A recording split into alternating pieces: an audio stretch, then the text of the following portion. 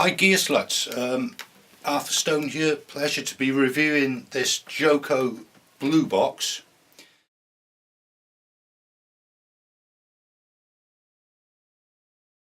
Got 24 analog preamps, digitally controlled, and conversion as well, AD, DA. It weighs about 2.5 kilos, fits in a 1U rack unit. The front is touch capacitance screen. I'll get to that in a minute. So we have inputs and outputs on D-sub, analog,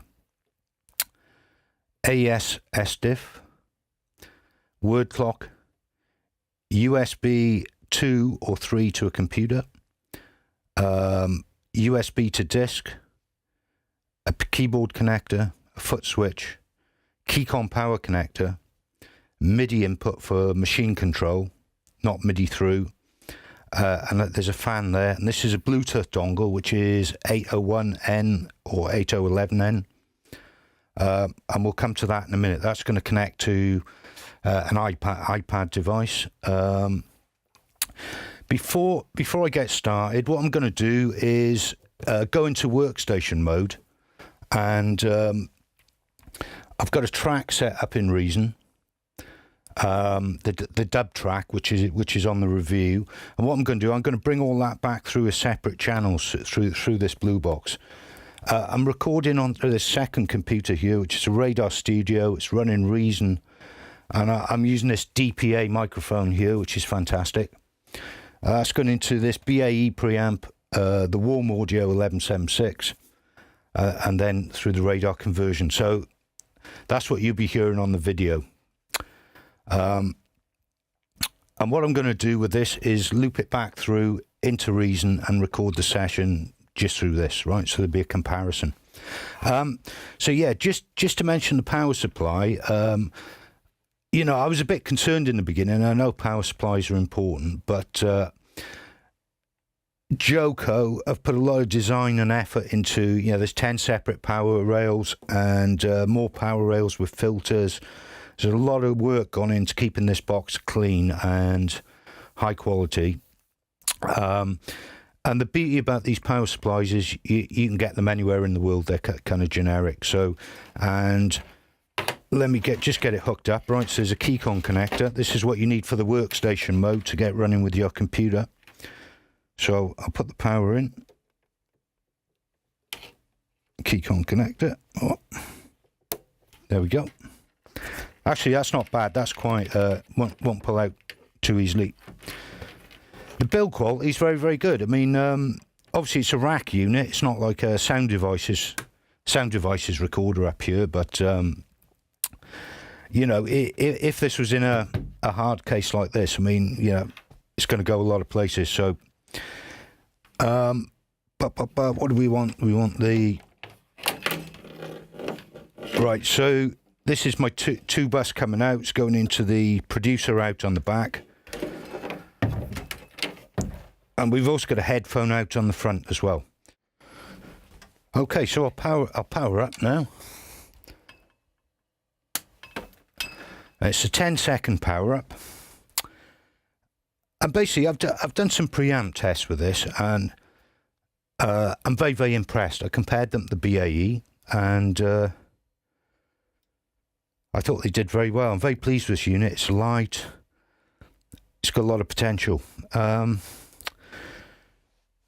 So it's a touch capacitance screen. Now I can use it with my finger, with thin gloves on, with buttery oily hands, with wet hands. Obviously it's an electrical device. When I say wet hands, maybe, you know, sweaty hands, right? But it works very well. I'm going to the menu there. This turns the... So I can go into settings, for example. That's very straightforward. I haven't had any problems with it at all, really. I found it, you know, you got to use your finger pad a little more. And there's a monitor controller on there for the front headphone out, which is quite nice. The only issue in a way, right, is that because this is designed as a hard disk recorder with a drive attached, the transport controls on the front here, right, don't control the DAW at the moment. But if there's sufficient interest, JoeCo will look at that. So, for example, if I hit record now, it'll open up in the DAW. So we got USB in the computer now. So we got 24 channels, analog inputs on D sub. So I could, run that from my patch bay and record up to 24 channels in line or mic or preamp. I'm into Reason now. I'm going to open up the session Bluebox versus Space Invaders, and I'll just take you a little through what I've done in there and what I've actually tracked through the JoeCo. This is the mix here. Basically, I've got some drums. Now you should see the channels lighting up on here as well, and that's kind of overall bus meter. And basically, in Reason, if I go to the rack, we're at the top of the rack here now. I'm gonna flip this. So you can see these cables are going into individual outputs, right? So I've used 24 outputs there, and they're all my buses basically.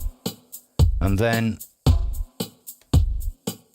you can see each one has its meters there.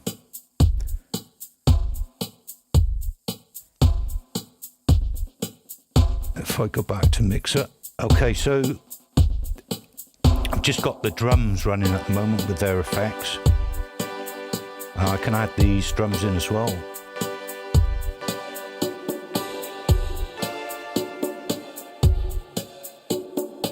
And you can see these coming up on here, and these, I'm pushing this into the red, but we're not clipping, so that's good. Let's add some more in. Let's add a rhythm guitar. I need a bit more volume.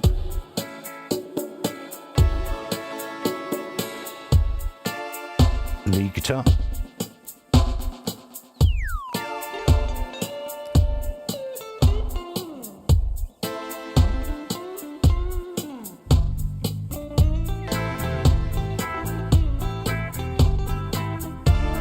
And let me fix that bass on the guitar.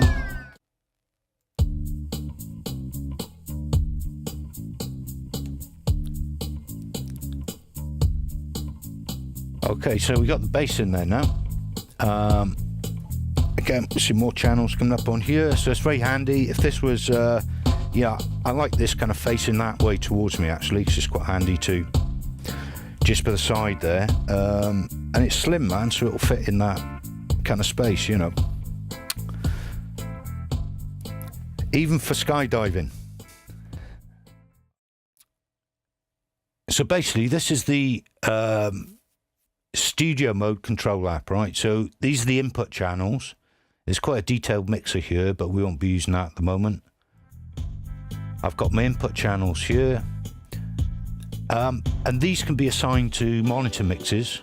So using the D subs on the back of the hardware unit, you could send out to different monitors, you can send to different rooms, different headphone mixes, different artists, you can send to different headphone distribution amplifiers. In a studio, you can use it for sends and returns, all sorts of things. So it's very, the D sub idea works very well in the context of this unit, in my opinion. So this little window here,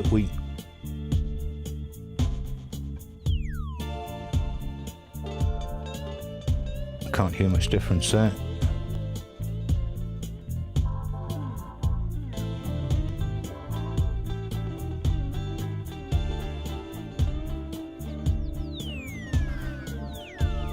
I think if we were running off the front mix, maybe, let's try that.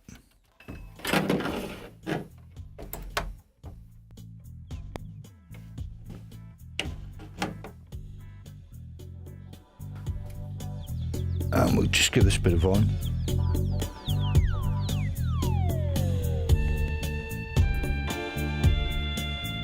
Yeah, there you go. So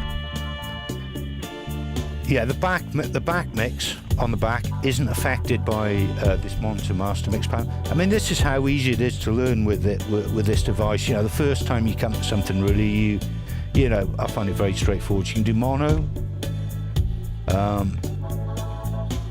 left speaker,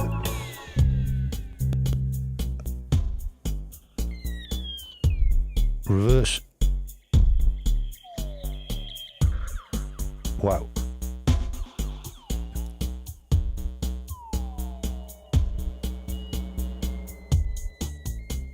Anyway, so that's roughly how it works. And what have we got here?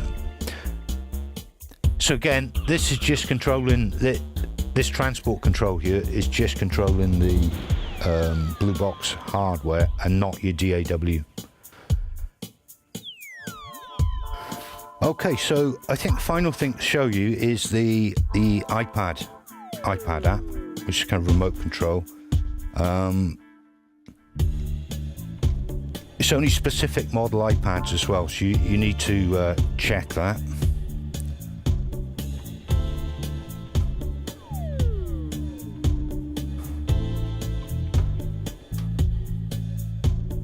Yeah, that's pretty nice. I hope it's not reflecting too much, but you can go on all the menu functions as well. Same as you'd have on the front panel here. They're kind of I'm not sure if you can do everything on here. There's probably a couple of system settings which you'd need to do in there, but you know, I mean, I'm not used to an iPad. I'm just using this for the review of the Bluebox, and you know, I was up and running straight away, so no problems there. Good stuff, and it's been glitch free. I haven't had any problems. I'm still mystified by a couple of aspects of the JoeCo control app, but I mean, you know, it's just the first time I've used them really, so it's not too much of an issue. Anyway, I hope the review's been useful. As I say, it's a real honour and a pleasure to be reviewing. I mean, these beautiful audio engineering pieces for Gearslutz.